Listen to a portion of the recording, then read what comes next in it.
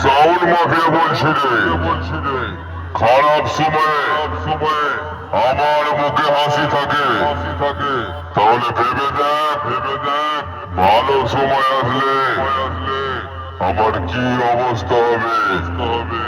শোন, এর পরের বার আমার বক্সের সামনে এলে একটু ভালো করে খাওয়া দাওয়া করে তারপর আসবি, নাহলে এমন কালবৈশাখী ঝড় তুলবো, উড়ে গিয়ে কোথায় পড়বি কোনো বাপই খুঁজে পাবে না।